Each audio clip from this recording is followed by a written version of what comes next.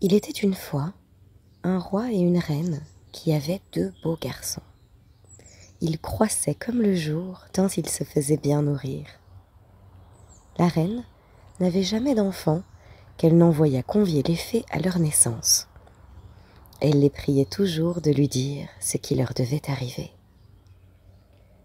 Elle donna naissance à une belle petite fille qui était si jolie qu'on ne la pouvait voir sans l'aimer.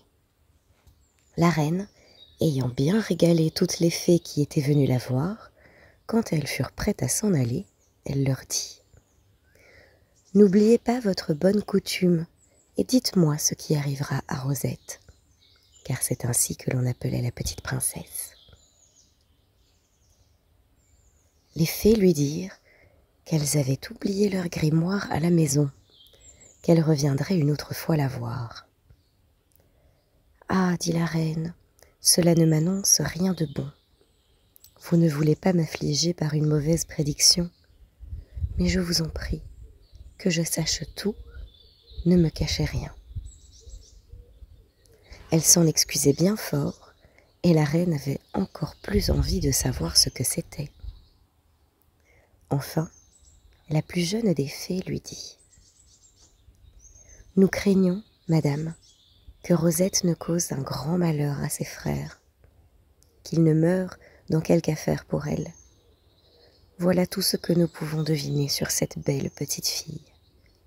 Nous sommes bien fâchés de n'avoir pas de meilleures nouvelles à vous apprendre. »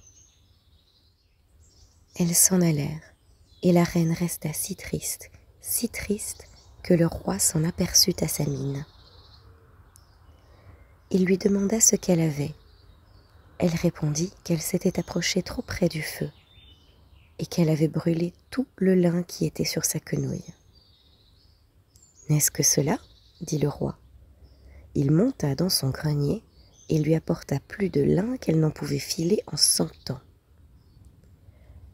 Mais la reine continua d'être triste. Il lui demanda ce qu'elle avait. Elle lui dit qu'étant au bord de la rivière, elle avait laissé tomber sa pantoufle de satin vert dans le cours d'eau. « N'est-ce que cela ?» dit le roi. Il envoya quérir tous les cordonniers de son royaume et apporta 10 000 pantoufles de satin vert à la reine. Celle-ci continua d'être triste. Il lui demanda ce qu'elle avait. Elle lui dit qu'en mangeant de trop bon appétit, elle avait avalé sa bague de noces qui était à son doigt. Le roi découvrit qu'elle mentait, car il avait caché cette bague, et lui dit « Ma chère femme, vous mentez. Voilà votre bague que j'ai cachée dans ma bourse. » Dame, elle fut bien attrapée d'être prise à mentir, car c'est la chose la plus laide du monde, et elle vit que le roi boudait. C'est pourquoi elle lui dit ce que les fées avaient prédit de la petite Rosette, et que s'il savait quelque bon remède, il le dit. Le roi s'attrista beaucoup. Il avoua enfin à la reine « Je ne sais point d'autre moyen de sauver nos deux fils qu'en faisant mourir Rosette. » Mais la reine s'écria qu'elle n'y survivrait pas. On apprit cependant à la reine qu'il y avait dans un grand bois un vieil ermite qui couchait dans le tronc d'un arbre que l'on allait consulter de partout. « Il faut que j'y aille aussi, » dit la reine. « Les fées m'ont annoncé le mal, mais elles ont oublié le remède. » Elle monta de bon matin sur une belle petite mule blanche, toute ferrée d'or, avec 2 de ses demoiselles qui avaient chacune un joli cheval. Quand elles furent auprès du bois, la reine et ses demoiselles descendirent de cheval et se rendirent à l'arbre où l'ermite demeurait. Il n'aimait guère voir des femmes, mais quand il reconnut la reine, il lui dit « Soyez la bienvenue. Que me voulez-vous » Elle lui conta ce que les fées avaient dit de Rosette et lui demanda conseil. Il lui répondit qu'il fallait cacher la princesse dans une tour sans qu'elle en sortît jamais. La reine le remercia, lui fit une bonne aumône et revint tout raconter au roi. Quand le roi sut ces nouvelles, il fit rapidement bâtir une grosse tour. Il y mit sa fille et, pour qu'elle ne s'ennuyât point, le roi, la reine et les 2 frères allaient la voir tous les jours. L'aîné s'appelait le grand prince et le cadet le petit prince. Ils aimaient leur sœur passionnément, car elle était la plus belle et la plus gracieuse que l'on eût jamais vue, et le moindre de ses regards valait mieux que 100 pistoles. Quand elle eut 15 ans, le grand prince dit au roi : « Ma sœur est assez grande pour être mariée. N'irons-nous pas bientôt à la noce ?» Le petit prince en dit autant à la reine, mais leur majesté leur firent des réponses évasives. Un jour, le roi et la reine tombèrent malades. Ils moururent tous 2 le même jour. La cour s'habilla de noir et l'on sonna les cloches de partout. Rosette était inconsolable de la mort de sa maman. Quand le roi et la reine eurent été enterrés, les marquises et les ducs du royaume firent monter le grand prince sur un trône d'or et de diamants, avec une belle couronne sur sa tête et des habits de velours violet, chamarrés de soleils et de lunes. Et puis toute la cour cria 3 fois « Vive le roi !» L'on ne songea plus qu'à se réjouir. Le roi et son frère décidèrent : à présent que nous sommes les maîtres, il faut retirer notre sœur de la tour où elle s'ennuie depuis longtemps. Ils n'eurent qu'à traverser le jardin pour aller à la tour, qu'on avait bâtie la plus haute qu'on l'on avait pu, car le roi et la reine défunts voulaient qu'elle y demeurât toujours. Rosette brodait une belle robe sur un métier qui était là devant elle. Mais quand elle vit ses frères, elle se leva et prit la main du roi en lui disant : « Bonjour, sire, vous êtes à présent le roi et moi votre petite servante. Je vous prie de me retirer de la tour où je m'ennuie fort. » Et là-dessus, elle se mit à pleurer. Le roi l'embrassa et lui dit de ne point pleurer, qu'il venait pour l'ôter de la tour et la mener dans un beau château. Le prince avait ses poches pleines de dragées qu'il donna à Rosette. « Allons, lui dit-il, sortons de cette vilaine tour. Le roi te mariera bientôt. Ne t'afflige point. »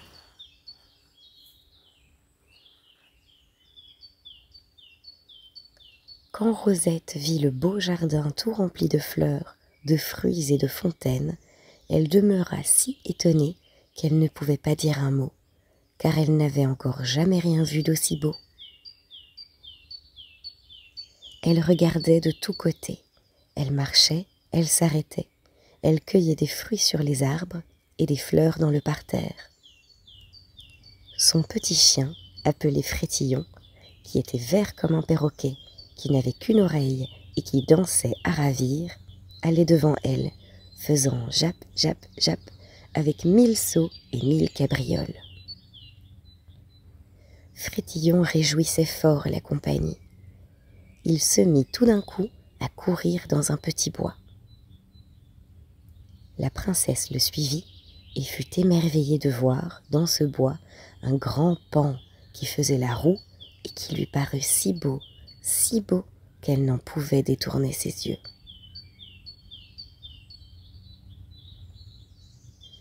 Le roi et le prince arrivèrent auprès d'elle et lui demandèrent à quoi elle s'amusait. Elle leur montra le paon et leur demanda ce que c'était que cela. Ils lui dirent que c'était un oiseau dont on mangeait quelquefois. « Quoi ?» dit-elle. « On ose tuer un si bel oiseau et le manger ? Je vous déclare que je ne me marierai jamais donc au roi des Pans, et quand j'en serai la reine, j'empêcherai bien que l'on en mange. » L'on ne peut dire l'étonnement du roi. « Mais ma sœur, lui dit-il, où voulez-vous que nous trouvions le roi des Pans ? » ?»« Où il vous plaira, sire, mais je ne me marierai qu'à lui. » Après avoir pris cette résolution, les deux frères la conduisirent à leur château, où il fallut apporter le paon et le mettre dans sa chambre. Les dames, qui n'avaient pas encore vu Rosette, accoururent pour la saluer. Les unes lui apportèrent des confitures, les autres du sucre, les autres des robes d'or, de beaux rubans, des poupées, des souliers en broderie, des perles, des diamants. Pendant qu'elle causait avec des amis, le roi et le prince songeaient à trouver le roi des Pans, s'il y en avait un au monde. Ils s'avisèrent qu'il fallait faire un portrait de la princesse Rosette, et ils le firent faire si beau qu'il ne lui manquait que la parole, et lui dirent : « Puisque vous ne voulez épouser que le roi des Pans, nous allons partir ensemble, et nous irons le chercher par toute la terre. Prenez soin de notre royaume en attendant que nous revenions. » Rosette les remercia de la peine qu'ils prenaient. Elle leur dit qu'elle gouvernerait bien le royaume, et qu'en leur absence, tout son plaisir serait de regarder le beau paon et de faire danser Frétillon. Ils ne purent s'empêcher de pleurer en se disant adieu. Voilà les deux princes partis, qui demandaient à tout le monde : « Ne connaissez-vous point le roi des Pans ? » Non, non. Alors ils passaient et allaient encore plus loin. Comme cela, ils allèrent si loin que personne n'a jamais été si loin. Ils arrivèrent au royaume des hannetons.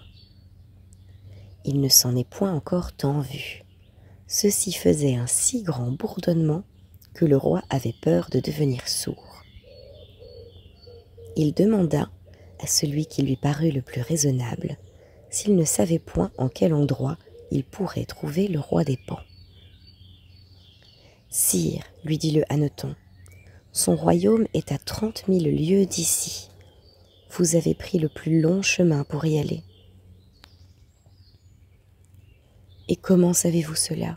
dit le roi. »« C'est, répondit le hanneton, que nous vous connaissons bien et que nous allons tous les ans passer 2 ou 3 mois dans vos jardins. »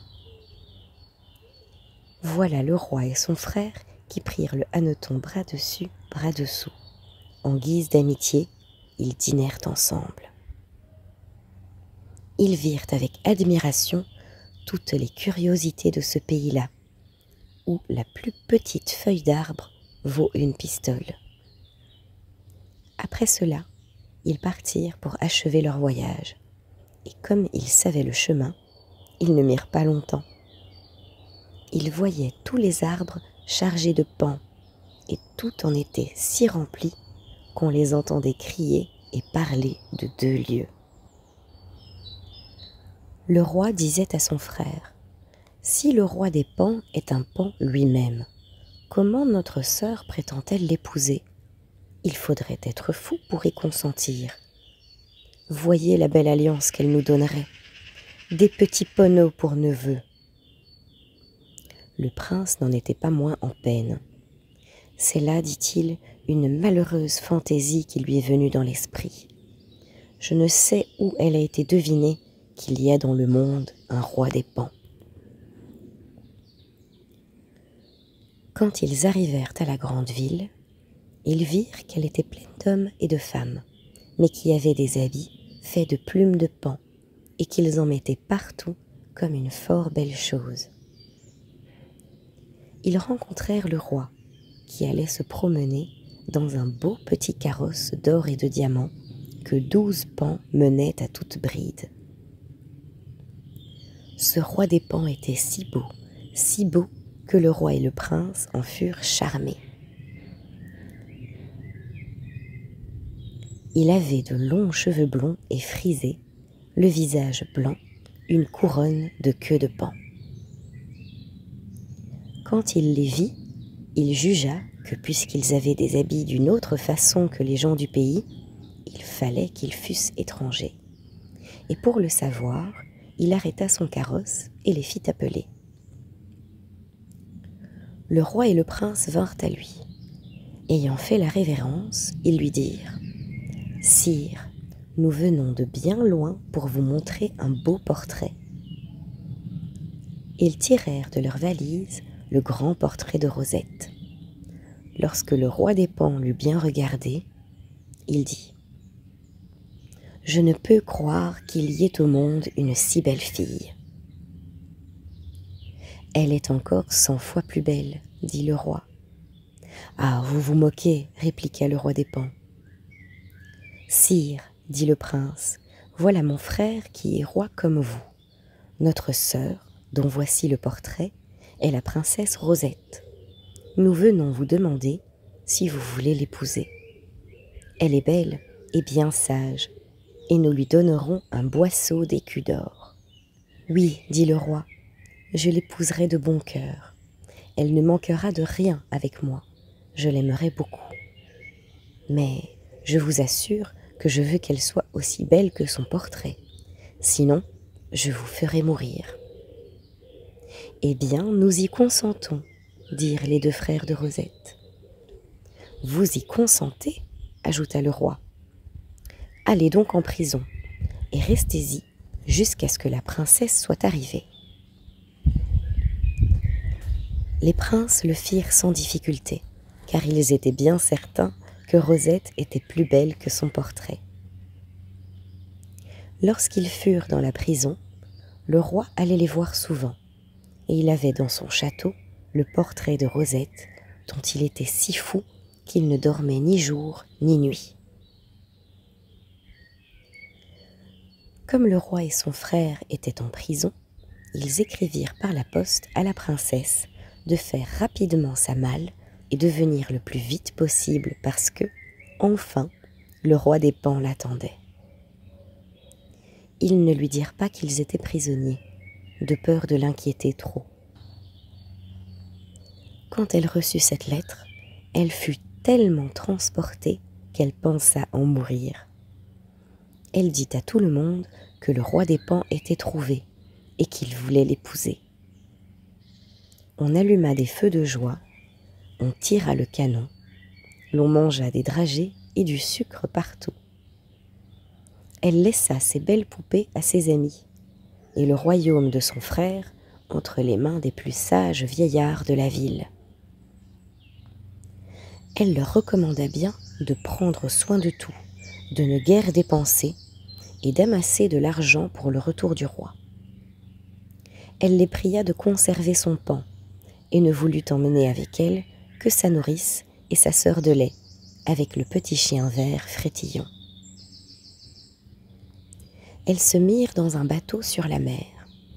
Elles portaient le boisseau d'écus d'or et des habits pour 10 ans à en changer 2 fois par jour.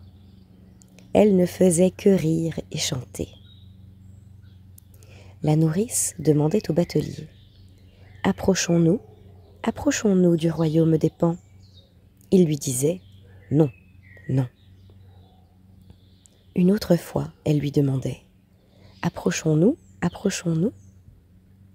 Il lui disait « Bientôt, bientôt. » Une autre fois, elle lui dit « Approchons-nous, approchons-nous ?» Il répliqua « Oui, oui. » Et quand il lui dit cela, elle se mit au bout du bateau, assise auprès de lui, et lui dit « Si tu veux, tu seras riche à jamais. » Il répondit « Je le veux bien. » Elle continua « Si tu veux, tu gagneras de bonnes pistoles. » Il répondit « Je ne demande pas mieux. » « Eh bien, dit-elle, il faut que cette nuit, pendant que la princesse dormira, tu m'aides à la jeter dans la mer. Après qu'elle sera noyée, j'habillerai ma fille de ses beaux habits, et nous la mènerons au roi des Paons, qui sera bien aise de l'épouser. Et, pour ta récompense, nous te donnerons plein de diamants. » Le batelier fut bien étonné de ce que lui proposait la nourrice. Il lui dit que c'était dommage de noyer une si belle princesse, qu'elle lui faisait pitié. Mais elle prit une bouteille de vin et le fit tant boire qu'il ne savait plus rien lui refuser. La nuit étant venue, la princesse se coucha. Son petit Frétillon était joliment couché au fond du lit, sans remuer ni pieds ni pattes. Rosette dormait à poing fermé quand la méchante nourrice, qui ne dormait pas, s'en alla quérir le batelier. Elle le fit entrer dans la chambre de la princesse, puis, sans la réveiller, ils la prirent avec son lit de plumes, son matelas, ses draps et ses couvertures. La sœur de lait les aidait de toutes ses forces. Ils jetèrent le tout à la mer, et la princesse dormait de si bon sommeil qu'elle ne se réveilla point. Mais ce qu'il y eut d'heureux, c'est que son lit de plumes était fait de plumes de phénix, qui sont fort rares et qui ont cette propriété qu'elles ne vont jamais au fond de l'eau, de sorte qu'elle nageait dans son lit comme si elle eût été dans un bateau. L'eau pourtant mouillait peu à peu son lit de plumes, puis le matelas, et Rosette, sentant de l'eau, eut peur d'avoir fait pipi au dodo et d'être grondée. Comme elle se tournait d'un côté sur l'autre, Frétillon s'éveilla. Il avait le nez excellent. Il sentait les saules et les morues de si près qu'il se mit à japper, tant qu'il éveilla tous les autres poissons. Ils commencèrent à nager. Les gros poissons donnaient de la tête contre le lit de la princesse, qui, ne tenant à rien, tournait et retournait comme une pirouette. « Dame, elle était bien étonnée. Est-ce que notre bateau danse sur l'eau ?» disait-elle. « Je n'ai jamais été aussi mal à mon aise que cette nuit. » Et toujours Frétillon qui jappait et qui faisait une vie de désespéré. La méchante nourrice et le batelier l'entendaient de bien loin et disaient « Voilà ce petit drôle de chien qui boit avec sa maîtresse à notre santé. Dépêchons-nous d'arriver. » Car ils étaient tout près de la ville du roi des Pans. Il avait envoyé au bord de la mer 100 carrosses tirées par toutes sortes de bêtes rares. Il y avait des lions, des ours, des cerfs, des loups, des chevaux, des bœufs, des ânes, des aigles et des paons. Le carrosse où la princesse Rosette devait prendre place était traîné par 6 singes bleus, qui sautaient, qui dansaient sur la corde, qui faisaient 1000 tours agréables. Ils avaient de beaux harnais de velours cramoisi avec des plaques d'or. On voyait 60 jeunes demoiselles que le roi avait choisies pour la divertir. Elles étaient habillées de toutes sortes de couleurs, et l'or et l'argent étaient la moindre chose. La nourrice avait pris grand soin de parer sa fille.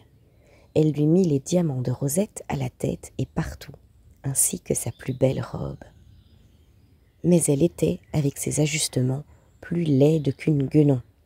Ses cheveux d'un noir gras, les yeux de travers, les jambes tordues, une grosse bosse au milieu du dos, de méchante humeur et maussade qui grognait toujours.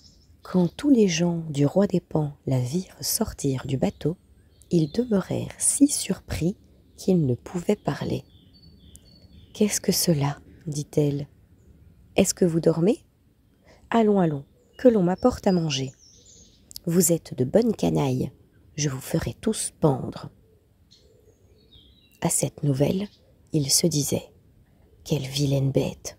Elle est aussi méchante que laide. Voilà notre roi bien marié, je ne m'étonne point. Ce n'était pas la peine de la faire venir du bout du monde. » Elle faisait toujours la maîtresse, et pour moins que rien, elle donnait des soufflets et des coups de poing à tout le monde. Comme son équipage était fort grand, elle allait doucement. Elle se carrait comme une reine dans son carrosse. Mais tous les paons qui s'étaient mis sur les arbres pour la saluer en passant et qui avaient résolu de crier « Vive la belle reine Rosette !» quand ils l'aperçurent si horrible, ils criaient « Fi, fi qu'elle est laide !» Elle enrageait de dépit et disait à ses gardes « Tuez ces coquins de paons qui me chantent des injures !» Les paons s'envolaient bien vite et se moquaient d'elle. Le fripon de Batelier, qui voyait tout cela, disait tout bas à la nourrice « Commère, nous ne sommes pas bien. Votre fille devrait être plus jolie. » Elle lui répondit « Tais-toi, étourdie, tu nous porteras malheur. » L'on alla avertir le roi que la princesse approchait. « Eh bien, dit-il, ses frères m'ont-ils dit vrai? Est-elle bien plus belle que son portrait? » Sire, dit-on, c'est bien assez qu'elle soit aussi belle. Oui, dit le roi, j'en serais bien content. Allons la voir, car il entendit, par le grand bruit que l'on faisait dans la cour, qu'elle arrivait, et il ne pouvait rien distinguer de ce que l'on disait, sinon « Fi, fi qu'elle est laide !» Il crut qu'on parlait de quelque naine ou de quelque bête qu'elle avait peut-être amenée avec elle, car il ne pouvait lui entrer dans l'esprit que ce fût effectivement de la jeune fille. L'on portait le portrait de Rosette au bout d'un grand bâton tout découvert, et le roi marchait gravement après, avec tous ses barons et tous ses pans, puis tous les ambassadeurs des royaumes voisins. Le roi des pans était impatient de voir sa chère Rosette. Dame, quand il l'aperçut, il faillit mourir sur place. Il se mit dans la plus grande colère du monde. Il déchira ses habits. Il ne voulait pas l'approcher, elle lui faisait peur. « Comment, dit-il, ces deux marauds que je tiens dans mes prisons ont bien la hardiesse de s'être moqués de moi et de m'avoir proposé d'épouser une magotte comme cela. Je les ferai mourir. Allons, que l'on enferme tout à l'heure cette pain-bêche, sa nourrice et celui qui les amène, qu'on les mette au fond de ma grande tour. »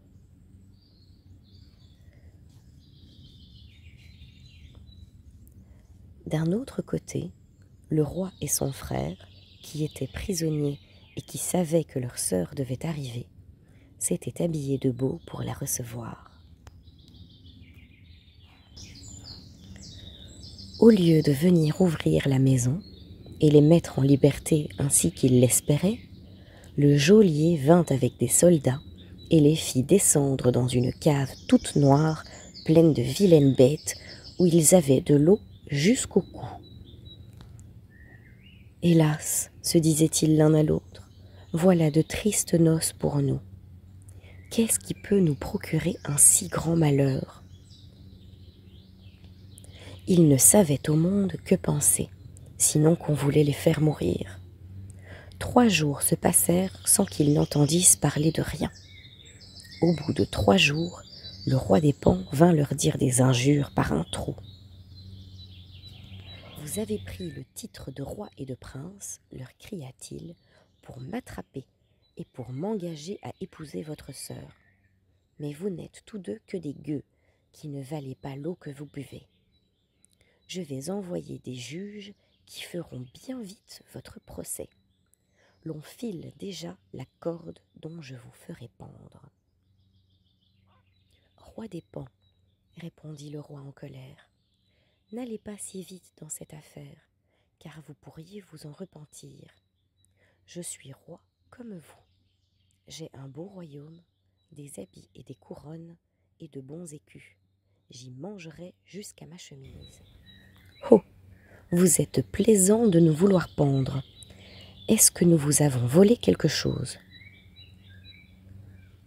Quand le roi l'entendit parler si résolument, il ne savait où il en était, et il avait quelquefois envie de les laisser partir avec leurs sœurs sans les faire mourir. Mais son confident, qui était un vrai flatteur, l'encouragea, lui disant que s'il ne se vengeait pas, tout le monde se moquerait de lui, et que l'on le prendrait pour un petit roitelet de 4 deniers. Il jura de ne point leur pardonner, et il ordonna que l'on fît leur procès. Cela ne dura guère. Il n'y eut qu'à voir le portrait de la véritable princesse Rosette auprès de celle qui était venue et qui prétendait l'être, de sorte qu'on les condamna d'avoir le cou coupé, comme étant menteurs, puisqu'ils avaient promis une belle princesse au roi et qu'ils ne lui avaient donné qu'une laide paysanne.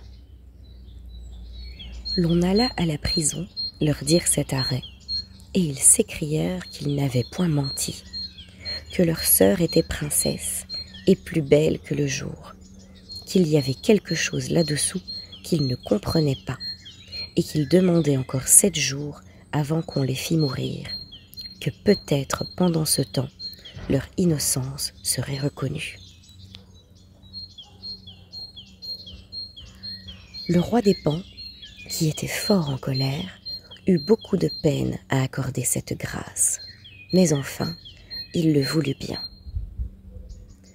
Pendant que toutes ces affaires se passaient à la cour, il faut dire quelque chose de la pauvre princesse Rosette. Dès qu'il fit jour, elle demeura bien étonnée, et Frétillon aussi, de se voir au milieu de la mer, sans bateau et sans secours. Elle se prit à pleurer tant et tant qu'elle faisait pitié à tous les poissons. Elle ne savait que faire, ni que devenir. « Assurément, disait-elle, j'ai été jetée dans la mer par l'ordre du roi des Paons. Il s'est repenti de m'épouser, et pour se défaire de moi, il m'a fait noyer. Voilà un étrange homme, continua-t-elle. Je l'aurais tant aimé, nous aurions fait si bon ménage. » Là-dessus, elle pleurait plus fort, car elle ne pouvait s'empêcher de l'aimer. Elle demeura 2 jours ainsi, flottant d'un côté et de l'autre de la mer, mouillée jusqu'aux os, enrhumée à mourir et presque transie. Si ce n'avait été le petit Frétillon qui lui réchauffait un peu le cœur, elle serait morte 100 fois. Elle avait une faim épouvantable. Elle vit des huîtres à l'écaille. Elle en prit autant qu'elle en voulut et en mangea. Frétillon ne les aimait guère. Il fallut pourtant bien qu'il s'en nourrit. Quand la nuit venait, une grande peur prenait Rosette, et elle disait à son chien « Frétillon, jappe toujours, de crainte que les sols ne nous mangent. » Il avait jappé toute la nuit, et le lit de la princesse n'était pas bien loin du bord de l'eau. En ce lieu-là, il y avait un bon vieillard qui vivait tout seul dans une petite chaumière où personne n'allait jamais. Il était fort pauvre et ne se souciait pas des biens du monde. Quand il entendit japper Frétillon, il fut tout étonné, car il ne passait guère de chien par là. Il crut que quelques voyageurs s'étaient égarés. Il sortit pour les mettre charitablement dans leur chemin. Tout d'un coup, il aperçut la princesse et Frétillon qui nageaient sur la mer, et la princesse, le voyant, lui tendit les bras et lui cria « Bon vieillard, sauvez-moi car je périrai ici. Il y a 2 jours que je languis. » Lorsqu'il l'entendit parler si tristement, il en eut pitié et rentra dans sa maison pour prendre un long crochet. Il s'avança dans l'eau jusqu'au cou et pensa 2 ou 3 fois être noyé. Enfin, il tira et tira tant qu'il amena le lit jusqu'au bord de l'eau. Rosette et Frétillon furent bien aises d'être sur la terre. Elle remercia bien fort le bonhomme et prit la couverture dont elle s'enveloppa. Puis, toute nu-pieds, elle entra dans la chaumière où il alluma un petit feu de paille sèche et tira de son coffre le plus bel habit de feu sa femme, avec des bas et des souliers dont la princesse s'habilla. Ainsi vêtue en paysanne, elle était belle comme le jour, et Frétillon dansait autour d'elle pour la divertir. Le vieillard voyait bien que Rosette était quelque grande dame, car les couvertures de son lit étaient toutes d'or et d'argent, et son matelas de satin. Il la pria de lui conter son histoire, et qu'il n'en dirait mot si elle le souhaitait. Elle lui apprit tout d'un bout à l'autre, pleurant bien fort, car elle croyait toujours que c'était le roi des Paons qui l'avait fait noyer. « Comment ferons-nous, ma fille ?» lui dit le vieillard. « Vous êtes une si grande princesse, accoutumée à manger de bons morceaux, et moi, je n'ai que du pain noir et des raves. Vous allez faire méchante chère, et si vous m'en vouliez croire, j'irai dire au roi des Paons que vous êtes ici. Certainement, s'il vous avait vu, il vous épouserait. »« Ah, c'est un méchant, dit Rosette, il me ferait mourir. Mais si vous avez un petit panier, il faut l'attacher au cou de mon chien, et il y aura bien du malheur s'il ne rapporte la provision. » Le vieillard donna un panier à la princesse. Elle l'attacha au cou de Frétillon et lui dit « Va-t'en au meilleur pot de la ville et me rapporte ce qu'il y a dedans. » Frétillon court à la ville. Comme il n'y avait point de meilleur pot que celui du roi, il entre dans sa cuisine, découvre le pot, prend adroitement tout ce qui était dedans et revient à la maison. Rosette lui dit « Retourne à l'office et prends ce qu'il y aura de meilleur. » Frétillon retourne à l'office et prend du vin blanc, du vin muscat, toutes sortes de fruits et de confitures. Il était si chargé qu'il n'en pouvait plus. Quand le roi des Paons voulut dîner, il n'y avait rien dans son pot ni dans son office. Chacun se regardait, et le roi était dans une colère horrible. « Eh bien, dit-il, je ne dînerai donc point, mais que ce soir on mette la brioche au feu et que j'aie de bons rôtis. » Le soir étant venu, la princesse dit à Frétillon « Va-t'en à la ville et entre dans la meilleure cuisine et m'apporte de bons rôtis. » Frétillon fit comme sa maîtresse lui avait commandé, et ne sachant point de meilleure cuisine que celle du roi, il y entra tout doucement. Pendant que les cuisiniers avaient le dos tourné, il prit le rôti qui était à la broche. Il avait une mine excellente, et, à voir seulement, faisait appétit. Frétillon rapporta son panier plein à la princesse. Elle le renvoya aussitôt à l'office, et il apporta toutes les compotes et les dragées du roi. Le roi, qui n'avait pas dîné, ayant grand faim, voulut souper de bonne heure, mais il n'y avait rien. Il se mit dans une colère effroyable et alla se coucher sans souper. Le lendemain, au dîner et au souper, il en fut de même, de sorte que le roi resta 3 jours sans boire ni manger, parce que quand il allait se mettre à table, l'on trouvait que tout était pris. Son confident, fort en peine, craignant la mort du roi, se cacha dans un petit coin de la cuisine, et il avait toujours les yeux sur la marmite qui bouillait.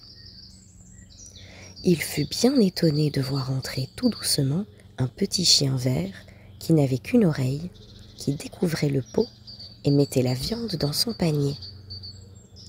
Il le suivit pour savoir où il irait, et le vit sortir de la ville.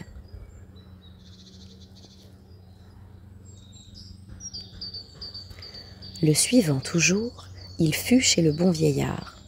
En même temps, il vint tout conter au roi, que c'était chez un pauvre paysan que son bouilli et son rôti allaient soir et matin. Le roi demeura bien étonné. Il demanda qu'on allât le chercher. Le confident, pour faire sa cour, y voulut aller lui-même. et mena des archers. Ils le trouvèrent qui dînait avec la princesse, mangeant le bouilli du roi. Il les fit prendre, les attacha avec de grosses cordes, ainsi que Frétillon. Quand ils furent arrivés, on alla prévenir le roi, qui répondit : « C'est demain qu'expire le 7e jour que j'ai accordé à ces affronteurs.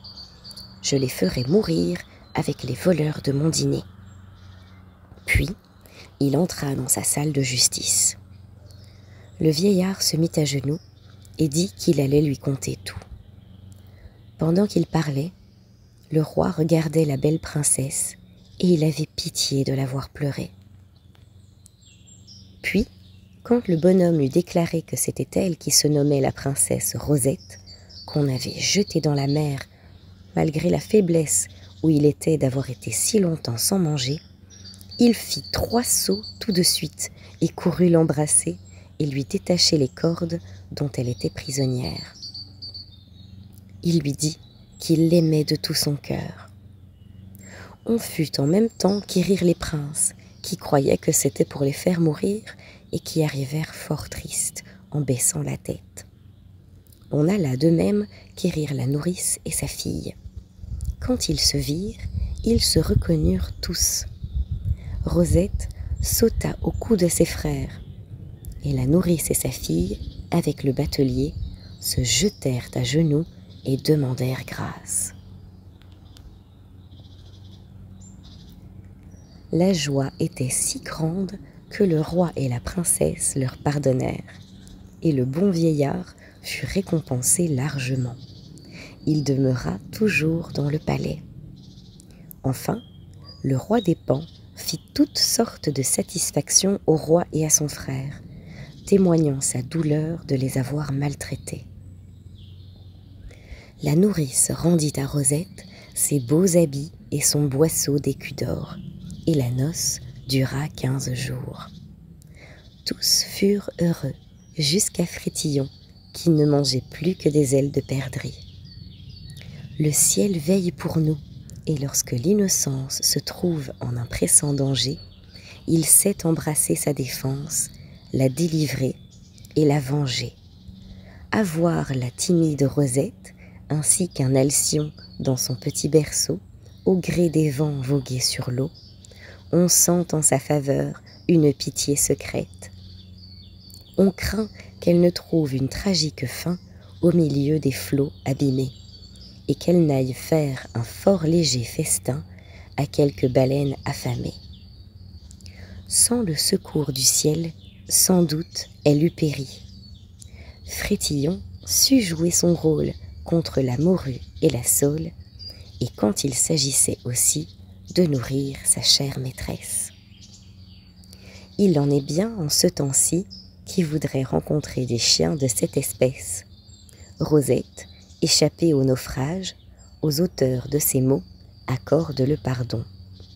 Ô vous, à qui l'on fait outrage, qui voulez en tirer raison, apprenez qu'il est beau de pardonner l'offense après que l'on a su vaincre ses ennemis et qu'on peut en tirer une juste vengeance. La vertu vous admire et le crime pâlit.